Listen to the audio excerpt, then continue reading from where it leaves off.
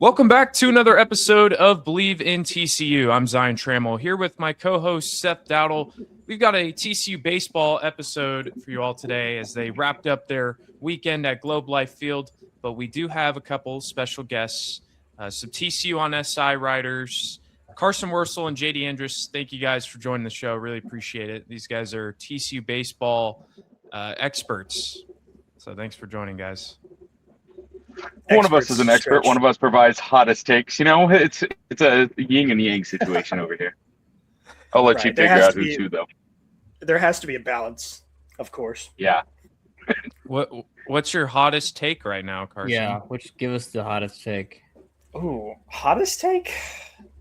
Oh my gosh, you're putting me on the spot here. I know. If you don't have one, that's okay. But now I felt like I had to put you on the spot there. Hottest take?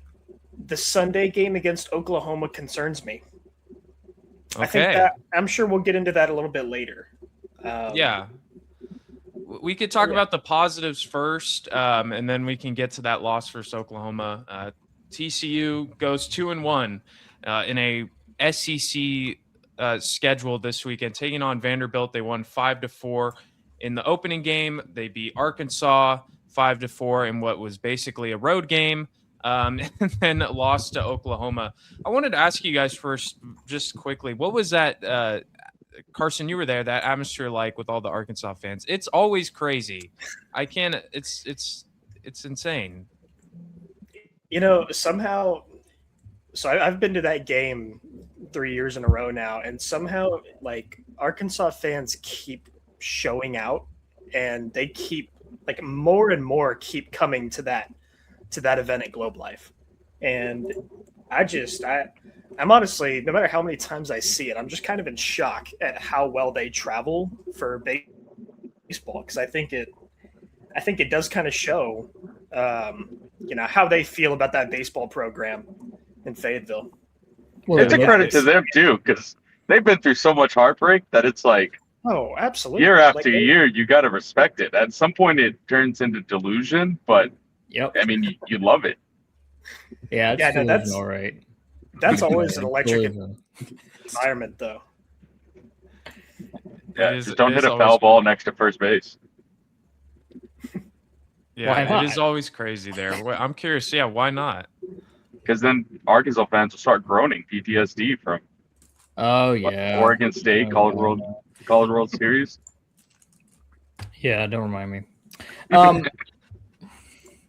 I mean, yeah, that atmosphere is always electric, but like props to and TCU, has seen it a lot. Obviously, if Carson's seen it a lot, TCU's seen it a lot, and obviously we can think about that regional up in Fayetteville a couple years ago, and even like people forget that game in Arlington against them like that year was a walloping too.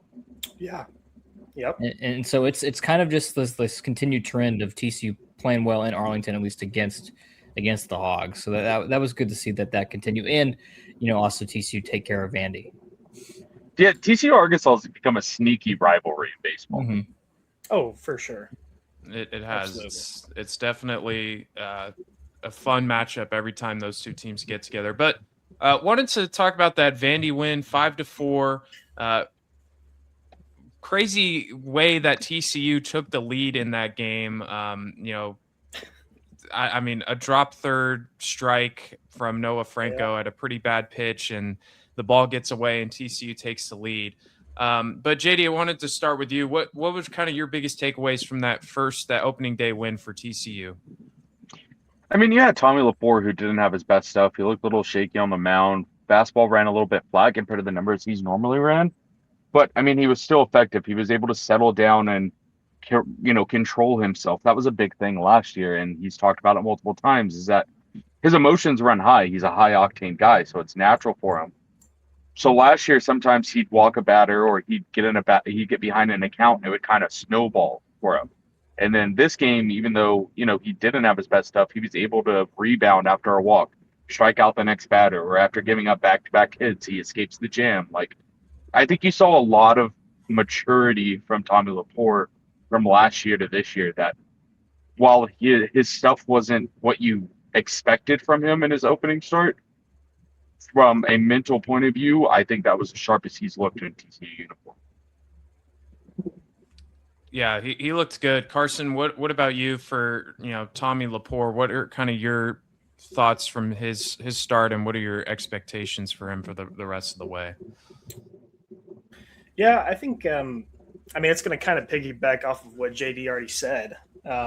He was the definition of competitive against a Vanderbilt lineup that I think is extremely underrated. I think they were picked to finish as one of the last teams in the SEC, and I think, like Lepore said after the game in that presser on the field, he said there's no way that that's the number 23 team in the country, and I think I'm probably right there along with him.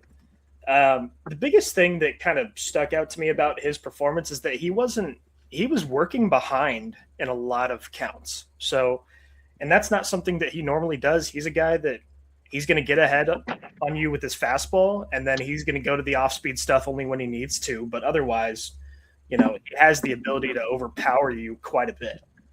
I think, as long as he's a little bit sharper and kind of that first pitch strike category, I think he's going to be just fine. Yeah, you'd like to think that he can continue to set the tone in each series and be able to give TCU a chance every single time he goes out there. And then things carried over nicely in that win over Arkansas. We mentioned it a little bit, a 5-4 win. I'm curious, what are kind of your takeaways? Anyone can go here from this game. Obviously, Arkansas high expectations, and TCU was able to rally and kind of fight off some of that crowd noise. I can go. That's a gritty win, right? Like both wins, you got out hit, and then you still managed to pull it out. And I think that's something that we missed with last year's team too, was that there were a lot of close games didn't go their way. You're looking at Arizona games, like even BYU almost went against them at the end of the season, or as Utah, sorry.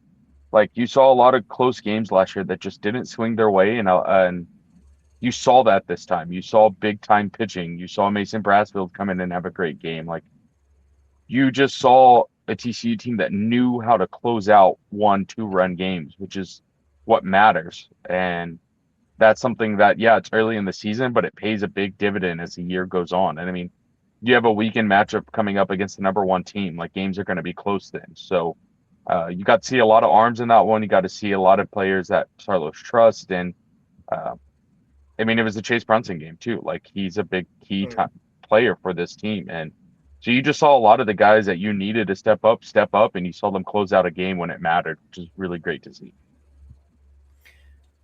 Yeah, I watching that game, like the Shriners College Baseball Showdown, whatever, I think that's the name of it, Shriners Children's, that event is always headlined by like one major game, and it's now become TCU versus Arkansas. Like that's the Saturday or Friday night game that everybody's going to go to. So I feel like TCU getting a win on that day is extremely big, not only for their confidence going forward, like JD said, number 1 team in the country coming up, you're going to go to their house, try and steal a series, but I think it also kind of validated just kind of the ceiling of this team. They can go head to head with some of these top 10 teams and not only win a game, but potentially win a series. So I think that belief going into a series like UCLA is really, really massive. I do think it was kind of interesting that we saw Zach James come out of the pen first for TCU. That was something that I kind of noted. 2 innings pitched, 3 hits, 2 earned runs, 2 walks, 4 strikeouts. It wasn't obviously the most dominant outing, but him giving you 2 innings and working out of jams, that allowed you to go to Noah Franco there in the 7th and just finish it off. And I think Zach James, honestly, I won't call him the MVP of that, honestly, but I think there were multiple times where he could have made one mistake and TCU's down, 7-5, 7-4, whatever it may be. So I think that was really, really big. I love to see the reaction from Noah Franco at the end of that game against Arkansas. That was pretty sweet. Kind of that playoff atmosphere, and he really fed into it, and that was a really cool moment for sure. I mean, when you have a slider that hits 3,000 RPM and a fastball of 97, I feel like you could do whatever you want when you close out a game like that. And not even talking about the fact he was tied for the team lead in home runs last year. Like, for him to have that performance on the mound when he had the weekend he had at the plate, like that's huge. That's a player that is a separate entity from a hitter and a pitcher. Doesn't allow what's happening in the box to affect him on the mound, and that's just a really good sign. Once again, the maturity of this team. Last year these were freshmen who were getting their feet wet, and now you have Noah Franco on the mound trying to hear the Woo Pig Sooie call and not hearing anything except roars for TCU winning. So these guys are having fun. They know what it takes, and they're stepping up when it matters. Yeah, Seth, I'll ask you: from your takeaways from this weekend, where are you kind of at as far as expectations for TCU, or are there anything that you saw this weekend that might get you more excited or more worried? Well, the thing I saw the most was that, Tate McGuire, 5 innings pitched for the Hogs. I think this is Arkansas's year. Dude, he was lights out. I know. Dude. I know he was. Send us to Omaha. We're going. I don't know if you I don't know if you guys kind of like talk about the opposing teams too much, but I do kind of want to go back to the Vanderbilt game real quick. Yeah, go for it. No, that's totally. Dude, call him Barksy. Is that how you say it? Barksy? Barksy. Is it Barksy? Barksy. 3 home runs is insane. Those were all just absolute moon shots. That's all I wanted to go back and say. But yeah, I mean, I'm still shocked at that. Put Tate McGuire and Colin Barksy on the same team, and you got yourself a that's your core series champion. For TCU, I think it was really nice to see, like, kind of what JD was mentioning, like seeing kind of that growth from freshman to sophomore for a lot of these guys. I don't know if they pick up kind of those tough wins last year, and you kind of can maybe see that development and that maturity kind of grow from year to year, particularly in the case of that game against Arkansas, where it's a really tough environment, and you kind of saw them crumble under the pressure in Corvallis last year, and they didn't do that, at least on Friday and Saturday. Sunday's a different question, but it's obviously just a first weekend of the season in February, so it's not necessarily the exact same thing. But yeah, just really nice to see that. Was super impressed by, obviously, Lucas Franco had a really good weekend. Hit a homer on Friday, and then just didn't look like a freshman, and that's kind of a theme, I feel like, the last 2 seasons for a lot of these TCU baseball players, where these kids just show up on the scene and you're like, have you been here for a long time? Because you're not playing like you haven't seen college fastballs before. Like, you're playing really well, and it's just kind of just goes to show how good of a talent developers and talent evaluators the Sarlo staff has been over the past couple of years. That's kind of where I wanted to lead into next, was talking a little bit about Lucas Franco. And JD, I'll start with you. Where, if he can put up the level of performances that he did, maybe, I think the home run was against Vanderbilt, correct? Yes. Yeah, second at bat. Where does he how much does he raise this ceiling for TCU? If he can, give you the quality of ABs that, we've saw some from this weekend. Well, I think obviously we were aware of what his bat does after we saw it this weekend, but I think where he raises the quality is in the field. Like, not making any mental mistakes, not making many errors. Like, I know he's a highly touted recruit, but doing that on a big stage, especially in front of 23,000 fans on a Saturday against Arkansas, and not having any mistakes, like, that's the biggest thing to me. Like, you knew what you were getting out of Anthony Silva. He was just a vacuum at shortstop. He got to everything. He never made mistakes. And when his bat was clicking, it was an added plus. And I think Franco showing that he already has both. He has great at bats. He makes great plays out there in the field. And So I think that's a bigger part of where his game is to me, is that he's able to take care of the business out in the field and also still be a plus hitter. That's something that TCU hasn't had since Silva's freshman year. So as long as he can continue to play great defense, and no one's expecting him to have the range of Anthony Silva, because that's just otherworldly at times. But I mean, as long as he has close to what the range is and he has the bat that he's shown to have, like, that's an all conference. I mean, forget freshman player of the year. That's an all Big 12 player of the year standards if you can find a way to stay in momentum. It's exciting for sure. Carson, do you have any thoughts there, or is it on Franco? I kind of agree. I think not kind of. I just agree. I think that left side of the infield going into this season was kind of the big question mark. I think people were kind of wondering who was gonna start at both shortstop and third base. Jack Bell, we already know about his defense. He's great over there at the hot corner. But I think it was kind of, it was rumored that Bell was going to maybe transition over to shortstop and that somebody else was going to take over third base. Like JD said, to see him not only go out there and make the routine plays, but make the routine plays in an environment like that is really, really encouraging to see. And I think me and JD said on our TCU on SI bullpen podcast, shameless plug right there. Shameless. Check it out. We said on that podcast that we didn't really need him to be absolutely stunning in the field because we knew what his bat was going to be, and we knew that he was going to be able to compete from day one. And he showed that in the fall scrimmages, which only made us believe that more. Believe that more, not believe. Believe. Yeah, believe. Believe. My bad. Oh my gosh. That was one of the jokes of all time. So, okay, I obviously can't ignore the 12-2 loss against Oklahoma. Sure you can. Well, okay, so Seth, you want to ignore it?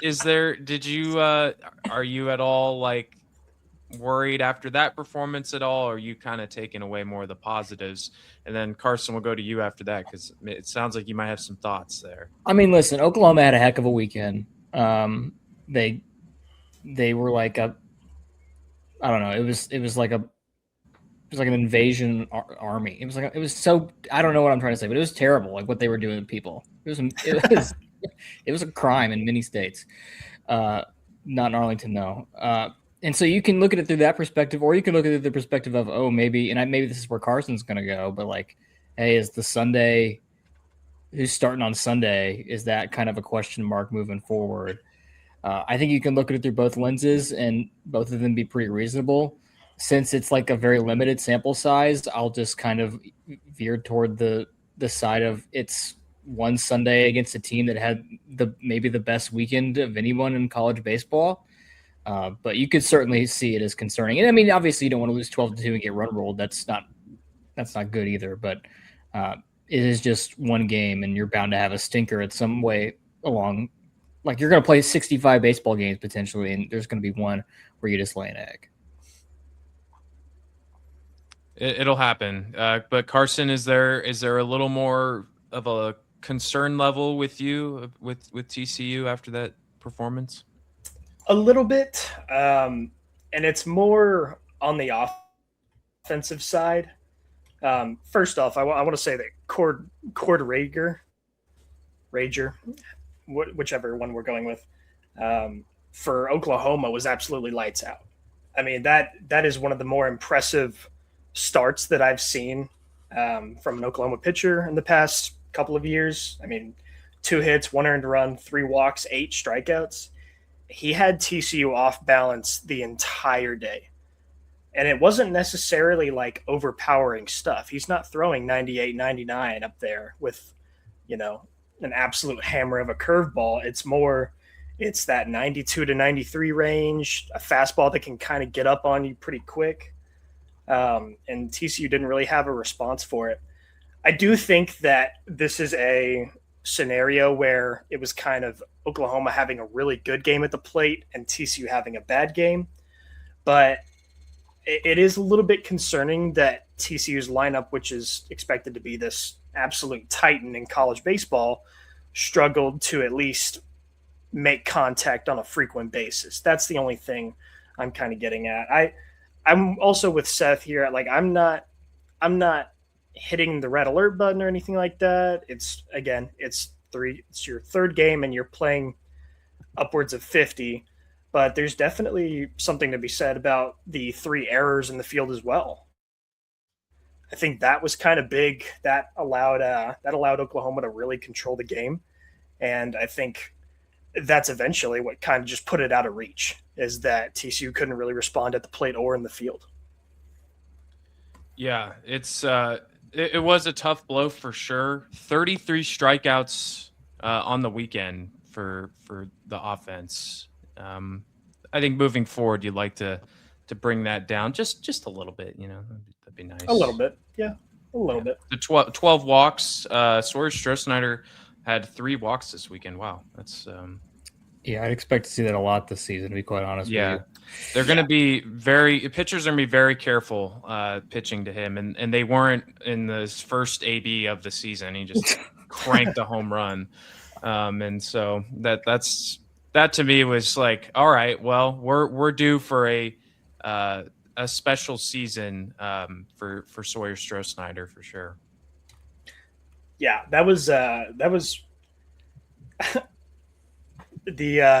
know the Lepton Drinking Club guys, they posted a video online of one of them saying, like, imagine if he goes yard in his first at bat, and sure enough, he's videoing the home run and it happens. And it's like, that was awesome to see. It's really, really nice to see him like pick up right where he left off and not have kind of that slow month of February before lighting the world on fire in March. So definitely hope that he can be just as productive, not only in the midweek here today, but in California. Must win against UT Arlington, people are saying. Must win. This is actually the most important game of the season. I'm not gonna lie. Putting a must win in February feels gross. even as a joke, that felt weird. Yeah, I hated that. So you're in disagreement here, JD? I'm confused. You think that this isn't I don't think it's one you can lose, but I don't think the world's on fire if you lose. I don't think anything. Oklahoma game's already washed out of my memory. So I'm quoting JD on that. I don't think anything. Yeah, I'm on to UCLA. In the words of Belichick, I'm on to UCLA. So yeah. Well, JD, I wanted to ask you about that because, in your article you wrote on, what did we learn from this? It was kind of one of the themes was like not trying to overreact. So are you feeling like kind of the same about where TCU is at after this weekend, or are you just saying, hey, UT Arlington's a must win?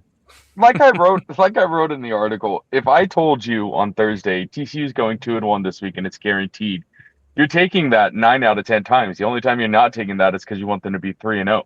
And if I told you they went 2-1, you're assuming the loss came against Arkansas and you're not batting an eye against it.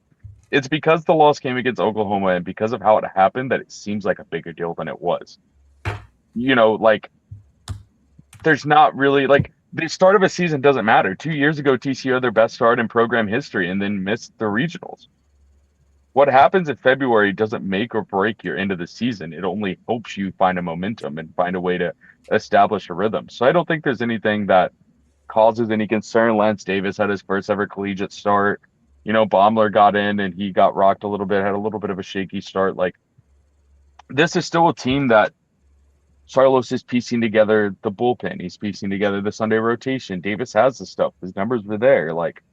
This is a roster that's only going to get better and as time goes on. So I don't think there's really anything you can take from this. Baseball's a marathon, it's not football where you get one game a week and you get to overreact to it because they spent all week learning on it. baseball's tough. You face a freshman pitcher that no one really had a scouting report on. Like it's tough to say like, oh, this is what's going to happen. This is what should have happened, or oh no, they lost by 10 runs. That means those 10 runs are going to carry over to Tuesday, and TCU starts with a 10-run deficit against UTA. No, like it's a fresh game, fresh slate. Take care of business in the midweek, and then travel to California and play the number 1 team in the country. Like UCLA is also 2-1 right now. Mhm. So, and no one's saying that they should, be number 10 in the country now. Like, I do. There are actually a lot of SEC fans that believe that. I'm not gonna lie. again, you just proved Seth's point, and they're all delusional. If it's not SEC, it's not right. So there's a theme there. May I overreact a tad? Can I overreact? Let me. I will allow you to overreact, and then I will simmer your overreaction. Go Okay. ahead. In 2023, TCU beat Vandy and Arkansas in the first 2 games of the season, and then lost to Mizzou on Sunday, and then they made the Final Four. I'm smelling very similar circumstances that happened. You can't compare Mizzou to Oklahoma. They were unranked at the time. and they were Mizzou is a bottom dweller SEC baseball team. in OU. Oklahoma is I a have good my way baseball will be as program. well. Hey, I think Seth's making a compelling case here. Just Yeah. I mean, I absolutely understand, right? But I mean, that 2023 team had 1 starting pitcher. This one at least has 2. That's a leg up. That's fair. Well, They also didn't wear regular jerseys. Yeah. yeah. Well, Yeah, they for did. They me, just got them taken away halfway through the year. That's I know, very cruel punishment. Yeah. Well, Yeah. I think. Sorry, go ahead, JD. I just think that it's not, again, like 2-1 is perfectly fine on opening weekend. Everyone takes that. Everyone would have been happy with that. It's just how you lost. If that game was 2-1, no one's batting an eye about this weekend. It's a So are you 10-run saying it's loss. ridic- They lost by 20, or they lost 27-13 against Arizona State last year, and no one freaked out about it. Well, Oh, I was because I was doing the score on the ESPN Plus broadcast for that game. So yeah, he was running Like- the bug for that. yeah, I was like, oh, this is a new one, 25. No one's ever done this before. Yeah, but no, I agree, JD. I think ultimately it's going to take time for Saros to figure out on Sunday. Hey, what does it look like on that day? Do you figure out roles for each guy in that pitching staff? What suits them the best? And I think ultimately that just takes a little bit of time, and then figuring out a spot in the lineup's just as important too. So you're going to have some ups and downs. There's going to be inconsistencies. There's going to be guys that just look bad in certain positions and maybe they thrive better somewhere else. So I'm happy with the 2-1 weekend. It's a great test against UT Arlington and then UCLA. Yeah, Yeah, like you still have a top 10 win, and then you have a top 20 loss now. Like, quality losses matter. That's what I've been told. So Yeah. and UT Arlington would be a quality loss, according to what Zion just said. yes. In all seriousness, though, yes, you would like to take care of business against UTA, and then what a matchup, right? Getting UCLA this at this point in the season. Are there any expectations there? I mean, what will UCLA look like? Is this going to be a 1-2 weekend? Could this be 2-1? Where do you think TCU fares against the Bruins? It's a big weekend, right? Like, you saw them like last year. TCU played in Corvallis in the regional, and that was their toughest road environment they played all year. They didn't play a tough road series, really. I mean, UCF was a somewhat okay road series. I mean, Arizona maybe, but like, you got Tech during a break, so they had no fans there. Like, you didn't really play a tough road environment. And UCLA TCU is going to be a good road environment for this team to figure out, kind of fight through some more adversity, like we talked about them doing against Arkansas with that crowd. So, I mean, it's a really, really good matchup.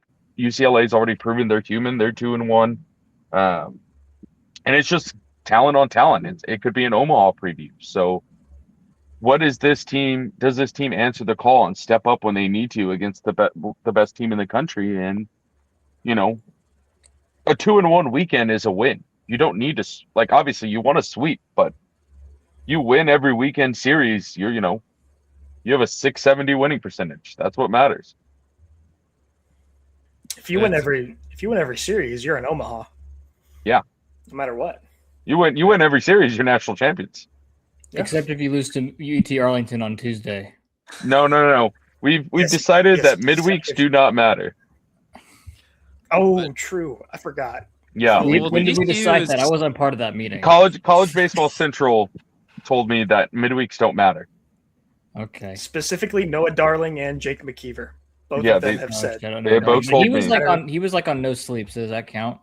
Yeah. This is yeah. Yeah. It counts. Okay. Noted. We'll let the committee know. We'll keep that in mind. This committee needs to talk still.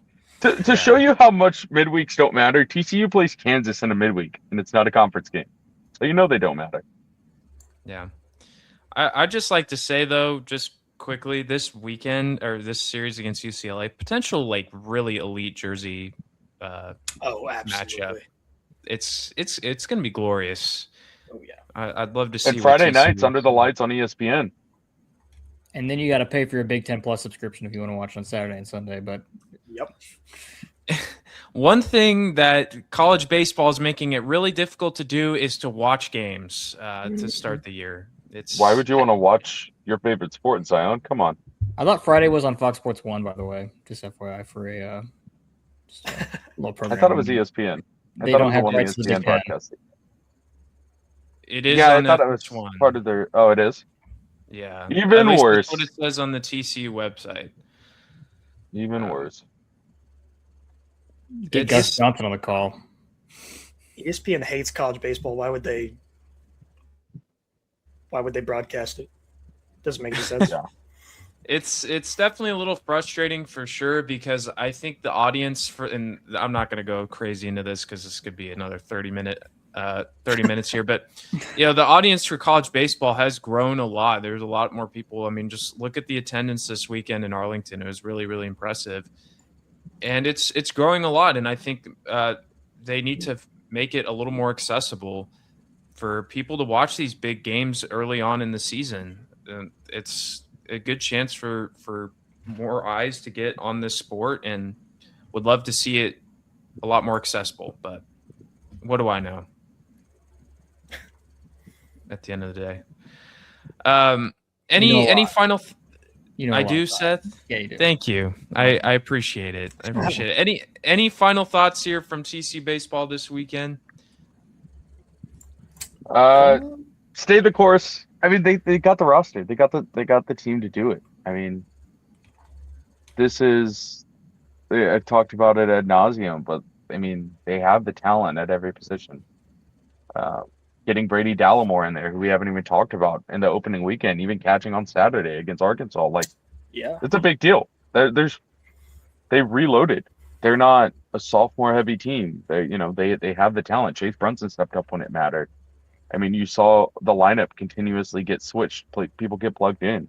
Noah Franco's dialed in. That who knows? Maybe if Sunday doesn't work out between Davis and Baumler, Noah Franco gets a start. I mean, who's to say he doesn't? And that would be one of the best rotations in the country. So, you got the pieces. Brassfield was electric this weekend. He looked good.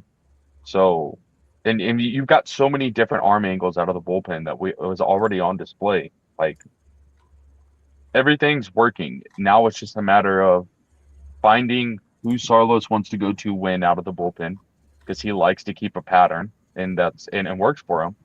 And then finding and letting your lineup kind of work some counts better and start putting the bat on the ball. So big weekend against UCLA. You go 2-1 in that weekend. I mean, Carson might literally never stop jumping up and down about TCU baseball if that happens. Like that scream that I had before the podcast started, like it's just going to be that on repeat for like 24 hours. Yeah, pretty No much. one knows what that scream was, but it was loud, guys. Noted. I really hope that happens now because I'd love to see what that looks like. But that'll wrap things up here. JD, Carson, thank you guys for joining. Really appreciate it. I'll have their X profile links that you guys can go check out. Make sure to follow them. They're a great follow for TCU baseball. Really, TCU athletics in general. Y'all do a great job covering TCU athletics. So thank you for joining. Hey, thanks for having us. This was fun. Yeah, thank you. I'm sorry Carson tagged along, but I couldn't get rid of him. We couldn't have a baseball episode with just one of you guys. I had to get both of you on for all the chaos. So You said it yourself, JD. It's the yin and yang. Yeah. Sometimes Exactly. Yin wants to do his own. oh my gosh, that's hilarious. All right, that'll wrap things up. You guys, for this episode, you guys can follow us or subscribe to our YouTube page. Listen to us wherever you get your podcasts, all at Believe in TCU. So for Carson Wersal, J.D. Andress, and Seth Dowdle, I'm Zion Trammell. Thank you all for joining. We'll see you guys next time. And as always, go Frogs.